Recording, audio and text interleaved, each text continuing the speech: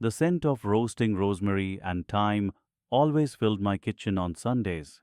It wasn't just a smell, it was a promise of family, of tradition, of a table crowded with the people I loved most.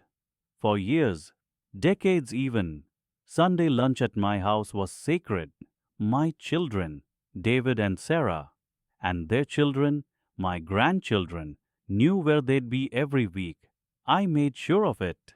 I lived for those Sundays. Alone in my big house, the silence could be deafening. But on Sunday, the house would burst alive. Laughter, chatter, the clinking of cutlery. It was my heart's nourishment. And my food. My food was always the centerpiece. Every dish was prepared with care, with memory, with love. From the crispy roast chicken to the creamy mashed potatoes, the tender green beans, the warm apple pie for dessert. These weren't just meals. They were chapters of our family story, cooked and served. This particular Sunday, I'd woken before dawn. My old bones ached a little more these days, but the anticipation pushed me through.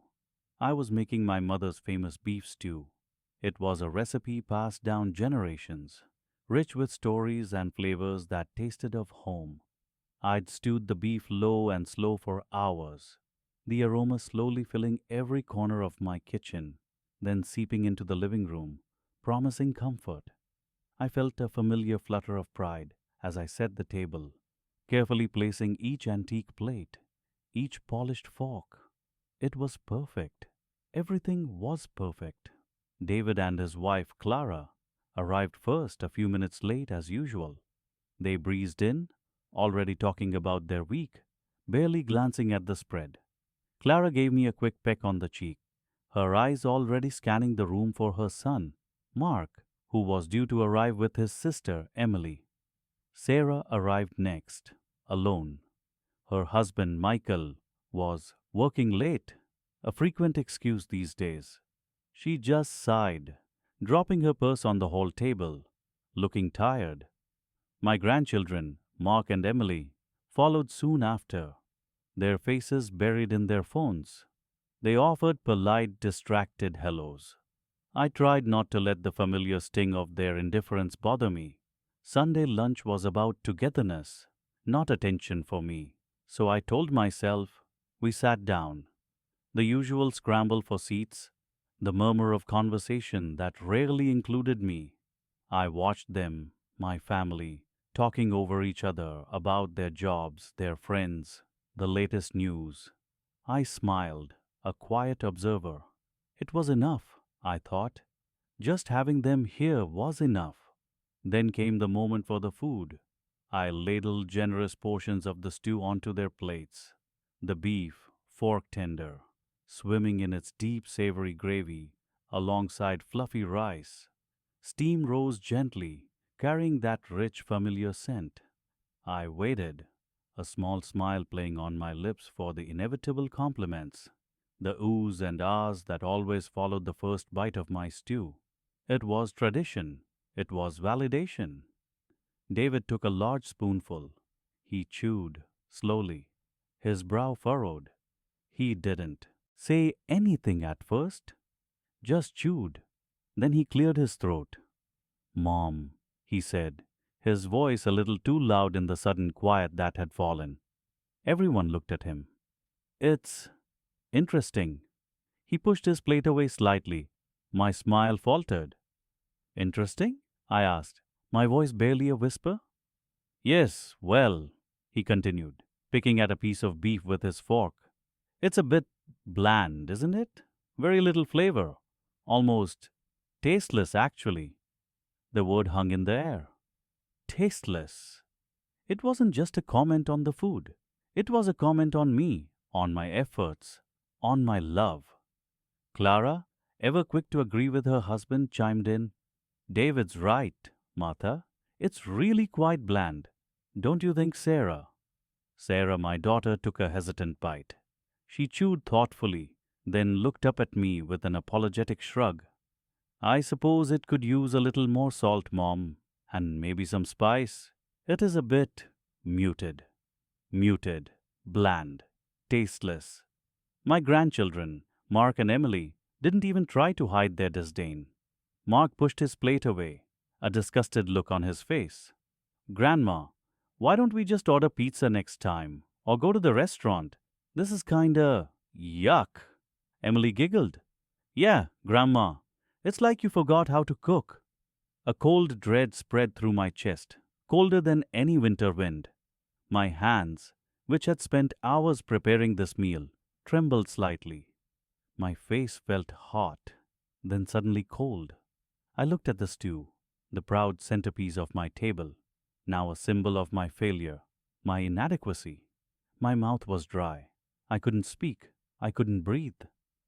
It's all right, Mom, David said, waving his hand dismissively. We can just get something else after. Don't worry about it. Don't worry about it. As if it were nothing.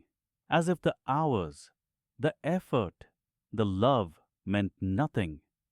I felt a prickle behind my eyes, but I swallowed hard, pushing the tears back. I would not cry in front of them. Not today. The rest of the lunch passed in a haze. They ate sparingly, pushing the food around their plates, talking about other things, as if my culinary humiliation had simply cleared the air for more important topics.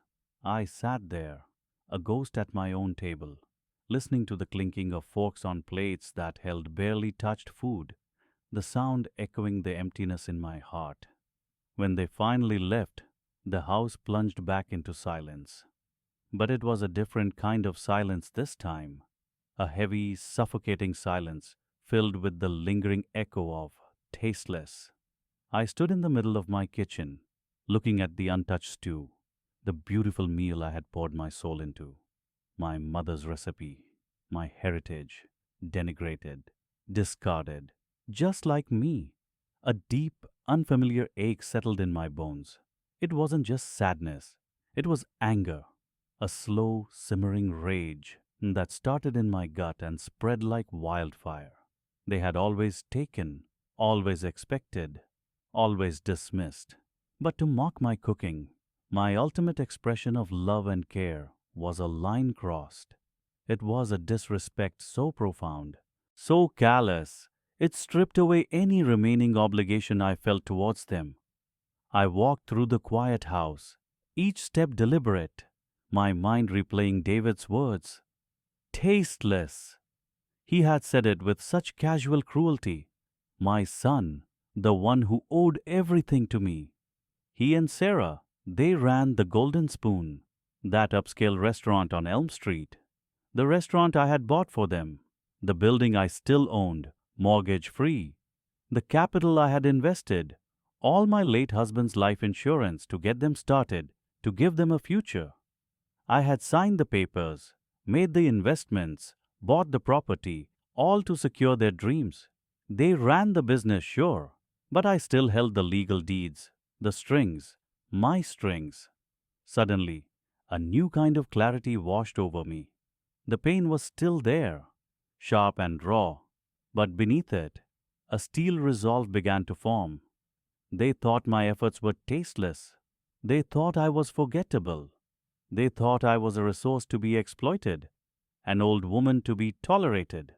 I looked at the uneaten stew, then at the phone on the counter. My hand reached for it, slowly, deliberately. The number for my lawyer, Mr. Henderson, was programmed into my speed dial. I had always been so careful with my finances, so protective of my legacy for them. But what legacy was this? A legacy of disrespect? Of scorn? No, not anymore. My fingers hovered over the call button. I wasn't just hurt anymore. I was calculating. And I was done being the silent, accommodating mother. This tasteless meal would be the most memorable dish I ever served. And its bitter aftertaste would be theirs alone. I would make that call. Tonight. I left the table then, quietly. No one seemed to notice. Or if they did, they pretended not to. The clinking of forks on plates, the low hum of their easy conversation. It all just continued without me, as if my absence was a natural, expected thing, like the extra chair left empty or the forgotten napkin. My kitchen, my home, the place where I'd poured a lifetime into feeding them. The words tasteless echoed, not just the one time, not just about my roast. It felt like they were judging my whole life, my efforts, my very presence.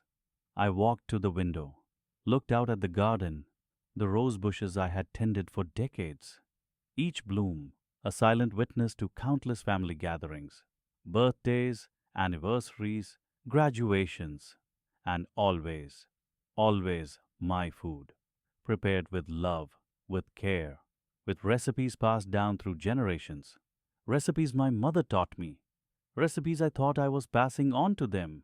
But they didn't want the recipes. They wanted the meal. And now, not even that. It wasn't the first time, of course. Not really, it was just the loudest time, the most blatant. I remembered last Christmas. I had spent days baking cookies, their favorites, sugar cookies, gingerbread. My hands ached, my back groaned, but I did it for them. They opened their store bought boxes of biscuits first. Oh, these are so much easier. Grandma, my granddaughter had chirped. And they look so professional. My cookies sat untouched on the tray. And then there was Mark, my son, so busy with his restaurant, his successful restaurant. He'd barely looked up from his phone when he walked in today. A quick pat on my shoulder. Looks good, Mom, he'd mumbled. Before he even saw it, before he tasted it. Funny, isn't it? How quickly they forget, how they erase the past. Mark's restaurant, it wasn't always his. Not really. It was an idea, a dream he had, a very expensive dream. He'd come to me years ago, fresh out of culinary school, full of ambition, empty of capital. He had the passion, he had the drive, he just needed the start. And I gave it to him. My savings, a good chunk of what your father and I had put aside. For a rainy day, your father used to say. For your retirement, Martha. It wasn't a loan, not exactly. It was an investment. A partnership, he'd called it. 50-50. My money, his vision. My experience, his youth. That's how we set it up. On paper. Legally, I wasn't a chef. But I knew food. I knew hospitality. I knew how to make people feel welcome. How to make them want to come back. And I knew how to manage money. My late husband had trusted me with everything. For years I helped him. I reviewed the books. I tasted the dishes. I even helped him perfect some of my own family recipes for his menu. The lemon meringue pie they rave about at his place. That's my grandmother's recipe. The hearty beef stew, my father's. I taught him the secrets, the little touches that make food taste like home, like love. He called me his silent partner, his secret weapon. Then, gradually, the silence became more literal. My input became less needed, my visits less frequent, my suggestions less welcome. It's a modern restaurant, Mom, he'd say gently. Things are different now. Different indeed.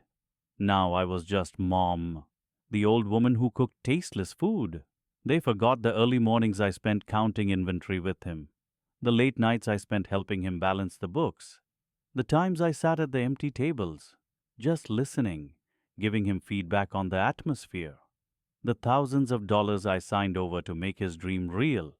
He took over completely, bought out my official share, he said, a small sum, a fraction of what the restaurant was worth now. I remember signing the papers, trusting him. He was my son, after all. He wouldn't cheat his own mother. He wouldn't discard me. But did he? I hadn't looked at those papers in years. Had the lawyer even explained it properly? I just signed where Mark told me to sign, happy to see him succeed, proud of what he built, what we built, the restaurant, their pride, their future, built on my foundation. I stood there at the window. The Sunday sun was beginning its slow descent, casting long shadows across the lawn. The laughter from the dining room was fainter now, or perhaps my ears were just blocking it out. A slow, quiet anger began to simmer within me. It wasn't just the food. It wasn't just the tasteless comment. It was everything: the casual dismissal, the easy disrespect, the way they spoke to me, the way they didn't see me, as if I were already gone, a ghost in my own home. But I wasn't gone. Not yet. And I wasn't a ghost. I was flesh and blood. And I remembered everything, especially the paperwork. The real paperwork. Not the papers Mark brought me years ago to sign, but the original, very first documents. The ones my lawyer drew up. The ones that established my initial investment. My original stake. I knew exactly where they were. In a dusty box in the attic, tucked away with old photo albums and your father's navy uniform. Out of sight, out of mind. For them, but not for me. My fingers twitched. A new kind of energy flowed through my veins.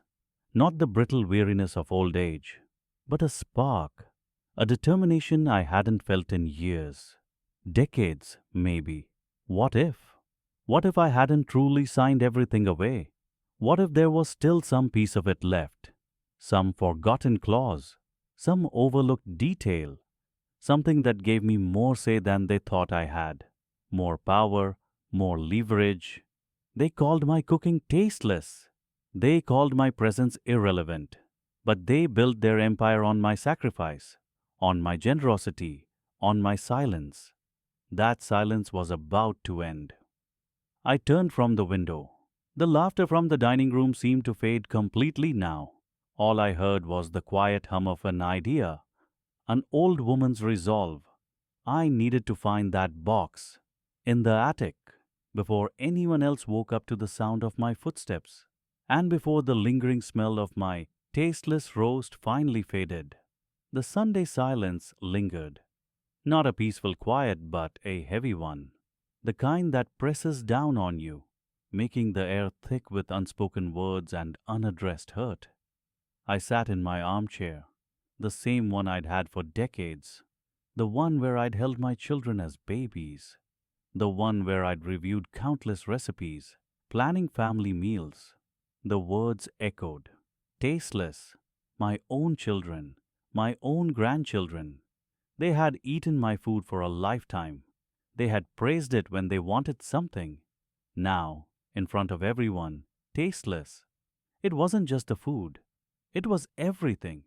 Every sacrifice, every early morning, every late night, every penny I'd saved, every dream I'd put aside, all of it, dismissed in a single dismissive word. My mind went back to the restaurant. There. Restaurant, they called it now. But I remembered the grime, the chipped paint, the struggling ledger. It had been my restaurant once, my dream. I had built it from nothing, with my own two hands and every ounce of courage I possessed. I remembered the day Michael, my eldest, came to me. He was young, ambitious, full of ideas, he said. He wanted to take over, to modernize, to expand. He promised to carry on the legacy. He promised to make me proud. And I, foolish old woman that I was, believed him. I handed over the reins.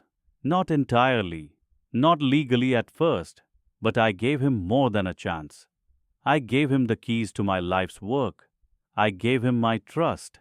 I backed his loans. I mortgaged my own small home to secure their future. It had been a gradual process. First, he managed. Then he brought in his sister, Sarah. She handled the books, she said. They slowly, subtly nudged me aside. My advice became old-fashioned.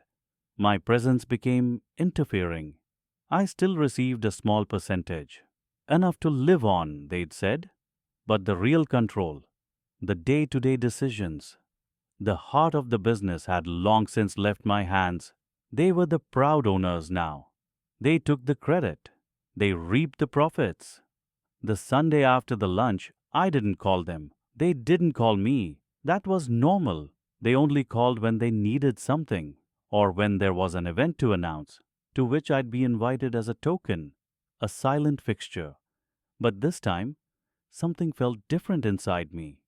The usual ache of loneliness was replaced by a cold, hard knot. It wasn't despair, it was resolve. I went to my old study, the one they rarely entered, full of dusty books and forgotten papers. I pulled out a heavy leather bound box from under a pile of old photo albums. Inside were documents I hadn't looked at in years: old deeds, partnership agreements, loan papers, the original incorporation documents for the restaurant. My name was there, on everything, clear as day. I had never truly relinquished ownership.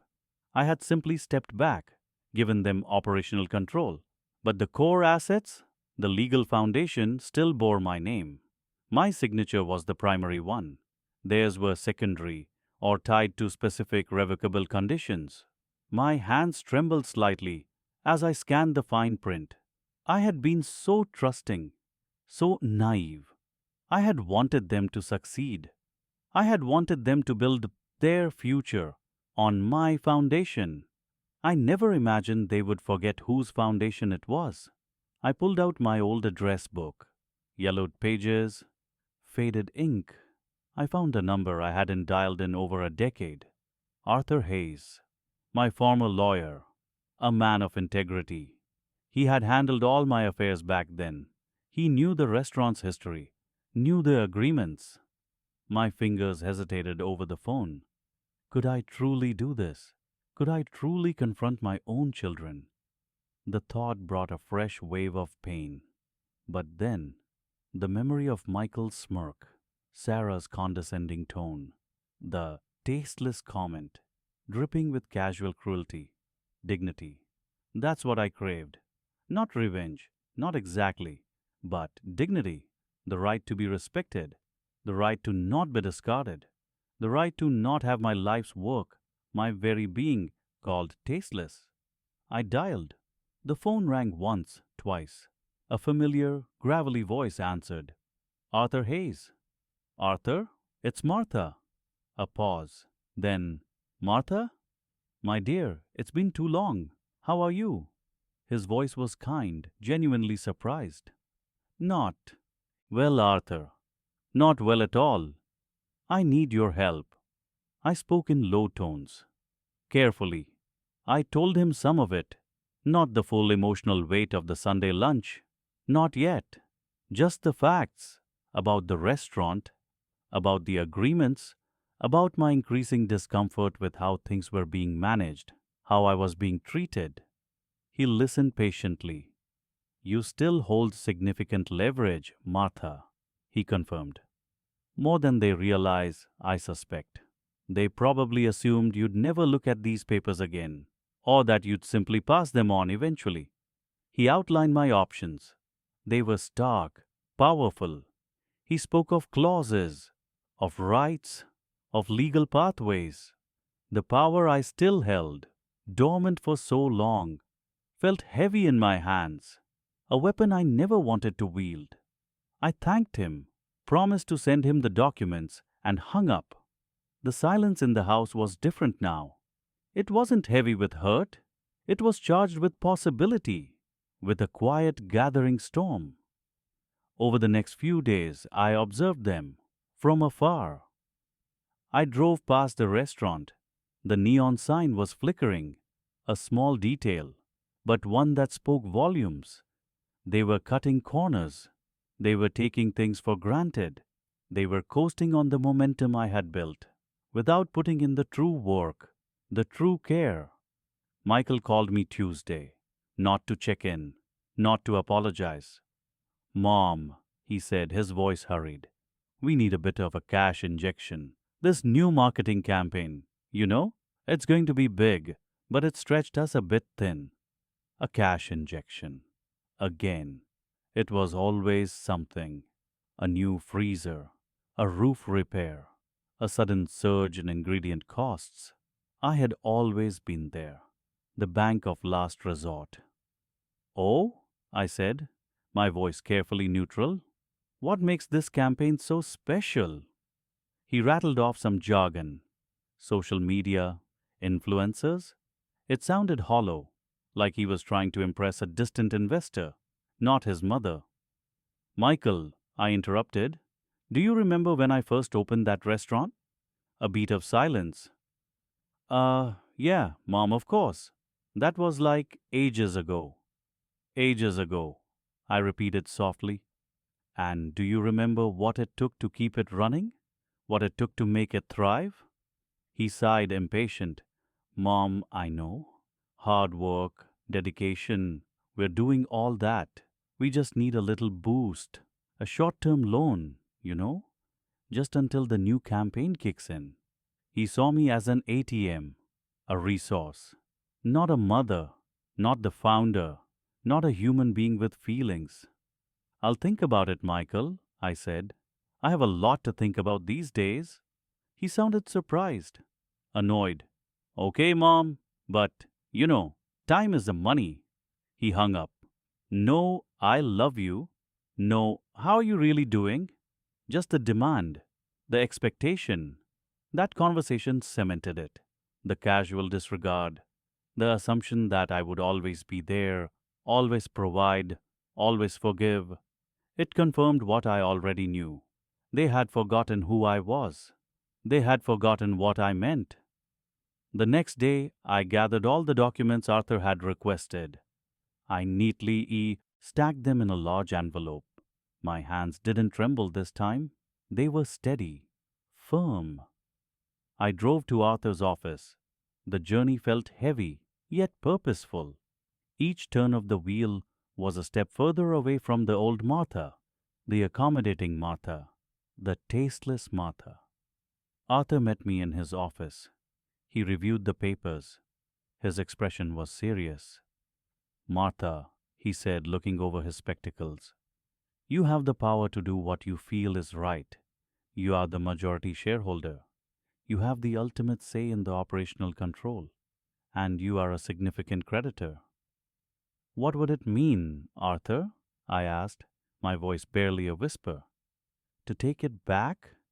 To close it? He leaned back in his chair. It would mean asserting your rights. It would mean a legal process, of course. There would be challenges, but legally you have the standing. It would mean they would lose everything they believe they own, everything they've built on your foundation. Without your backing, without your legal ownership, they have very little. My heart ached. This was my legacy, my family, but they had trampled on it.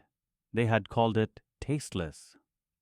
I don't want to destroy them, Arthur, I said, my voice catching. I want them to understand. He nodded. Sometimes understanding comes at a price, Martha, a steep price. What kind of price? For them, loss, humiliation. For you, grief, the end of a chapter, but also, potentially, peace, respect. I stared out his window. The city stretched out below. Tiny cars, tiny people, my family, small figures in a vast world, so confident in their perceived ownership, so blind to the true foundations. I made a decision then. Not a final one, not yet, but a commitment, a path. I would not be tasteless. I would not be discarded. Arthur, I said, turning back to him, my gaze firm. Start the process. Begin the due diligence. Review everything. I want to know exactly what my options are. Every single one. He looked at me, a flicker of understanding in his eyes. Understood, Martha. I'll get right on it. This won't be a quick process, but it will be thorough. I left his office that day, feeling a strange mix of dread and empowerment. The path ahead was uncertain, fraught with emotional pain. But for the first time in a long time, I felt like I was holding the reins. The real reins. The ones that mattered. The next call I received was from Sarah. Mom, she chirped. Guess what? We're going to expand. Michael and I are looking at opening a second location. Isn't that exciting? Her voice was full of unbridled optimism. Oblivious, completely and utterly oblivious to the storm I had just set in motion, to the quiet, simmering rage that had been branded tasteless. A second location? I repeated, my voice calm, almost distant. That's ambitious, Sarah. I know, right? We're thinking of taking out a big loan, and we were hoping, well, you know, you've always been so supportive, a little collateral, maybe? Just like before? My hand tightened around the phone. Collateral. My home. My last remaining asset. They wanted it again, to fuel their ambition, their carelessness, to build on my foundation while dismissing me. I'll have to think about that, Sarah, I said, my voice colder than I intended. Oh, okay. Well, let us know soon, Mom. Opportunities like this don't wait. She hung up just like Michael. No warmth, no love, just the demand, the expectation. They wanted to expand. They wanted more. They called my cooking tasteless. Soon they would learn the true meaning of that word. Soon they would understand what it felt like to have everything they thought they had, everything they built, dissolved into nothing. The machinery was set in motion, slow, deliberate, and unstoppable. Arthur and his team were digging. I was waiting.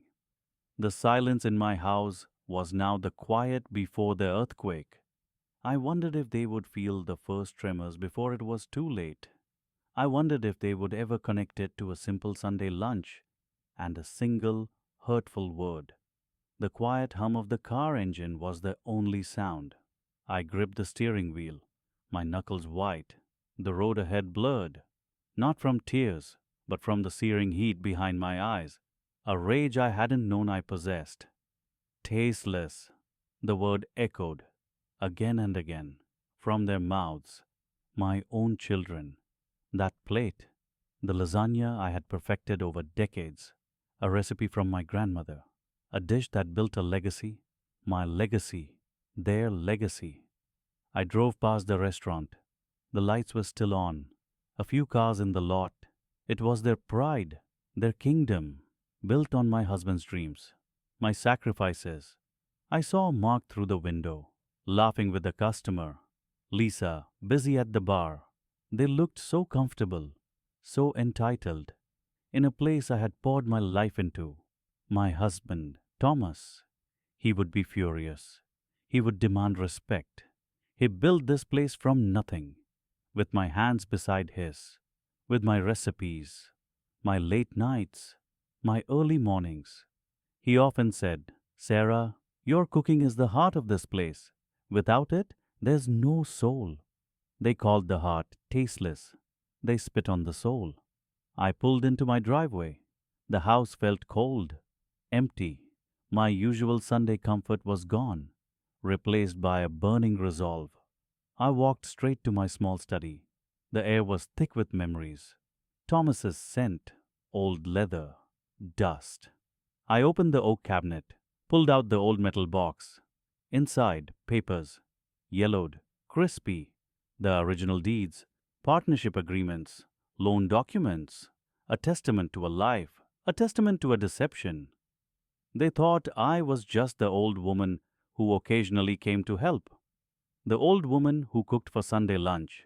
They thought I had no power, no voice. They were wrong. The restaurant, the golden spoon, wasn't just theirs. It was mine, mostly. The children had managed it. They had bought out a small portion of my husband's share after he passed. But the lion's share, the true foundation, remained mine, dormant, hidden, a silent partner they had forgotten, or perhaps deliberately ignored. The lease on the building, the land itself, all in my name, Thomas had insisted. Just in case, my love, he'd said, family can change. How right he was. My fingers trembled as I picked up the phone. It was late, but some calls couldn't wait. Arthur, it's Sarah. I'm so sorry to call at this hour. Arthur Peterson, my late husband's lawyer, a man of quiet integrity. He had handled all our affairs for 40 years. He knew the depths of my involvement, the intricacies of the ownership. His voice was gruff but kind. Sarah, what's wrong? You sound upset. It's time, Arthur. It's truly time. My voice was steady now, a calm before the storm. I want to exercise the clause, the one we discussed years ago, the one about immediate cessation of partnership and full reclamation of all assets. There was a pause on the other end, a long drawn out silence. Arthur knew exactly what I meant. He knew the power I held. He knew the disrespect I'd endured. Are you sure, Sarah? This is definitive? I am sure, Arthur. More sure than I've ever been about anything. They called my cooking tasteless. They mocked my efforts.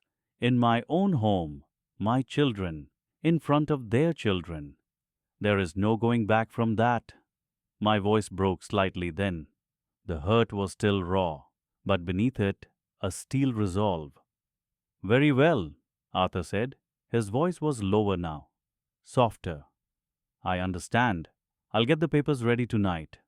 The cease and desist, the eviction notice, the transfer of management, everything. It can be served first thing in the morning, before they open. No, Arthur, I interrupted him. My gaze fixed on the restaurant's silhouette in the distance, the place where Mark and Lisa were still laughing, oblivious. I want it tonight, before they close. I want it done, tonight. Another pause, longer this time. Arthur was a stickler for procedure, but he also knew Thomas, and he knew me. Sarah, he began, that's highly unusual. It would be abrupt, a shock. It is meant to be a shock, Arthur. They need to understand what they have done, what they have lost. They need to understand that the heart of that restaurant was me, and they called me tasteless. I could hear him sigh, a deep, weary sound. All right, Sarah, if that's what you wish, I'll call my clerk. We'll draft the documents. Get a process server out. It'll be unorthodox, but legally sound. I'll need a signed directive from you immediately. I'll be there in 20 minutes, I told him. I hung up the phone. My hands were shaking again, but not from fear, from the sheer magnitude of what I was about to do. The finality. I changed quickly. A dark coat, my sensible shoes.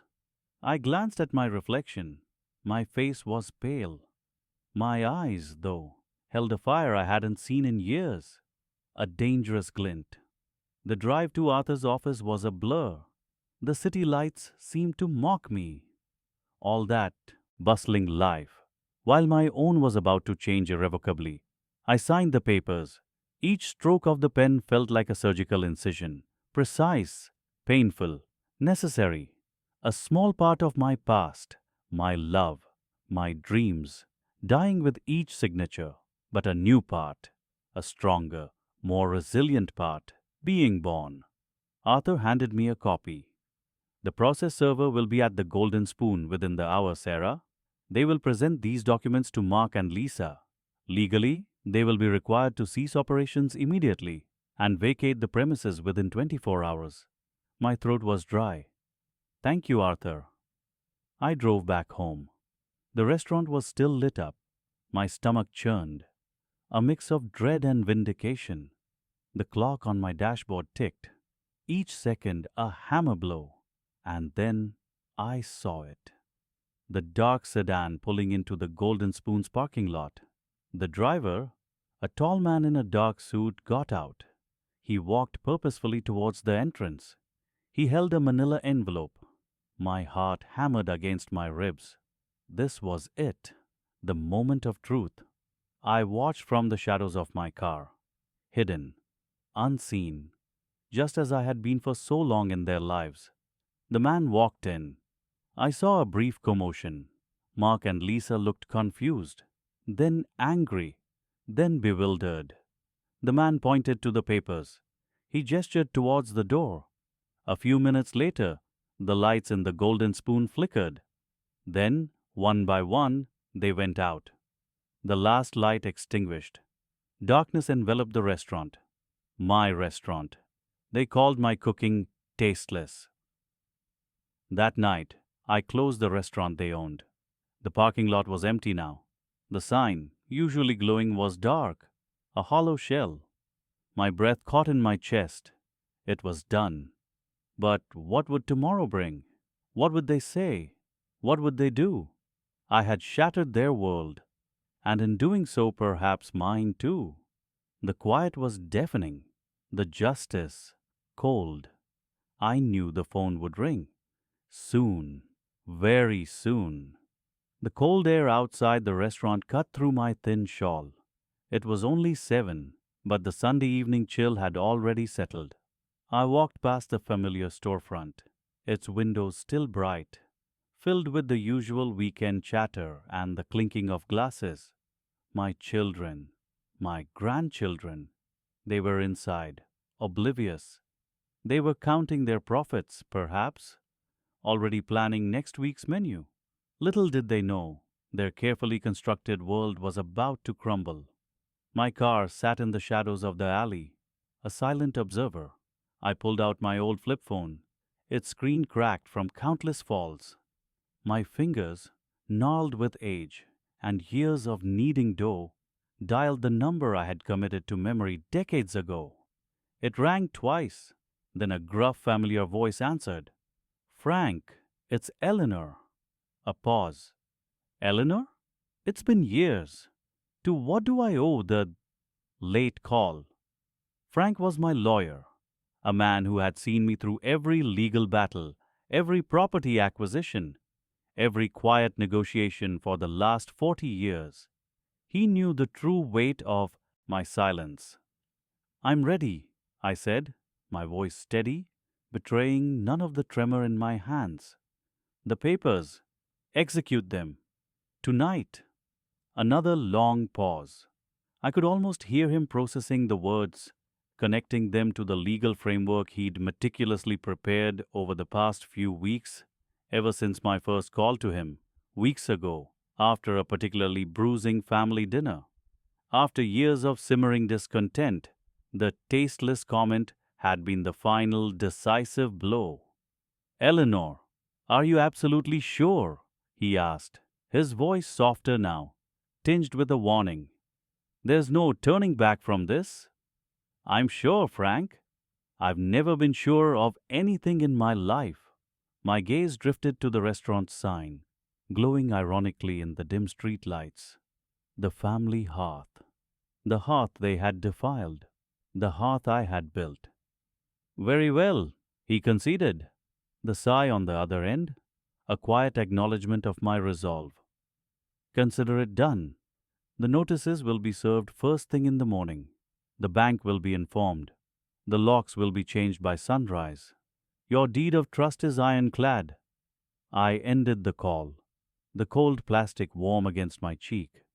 I hadn't just signed over ownership of the building to my children years ago.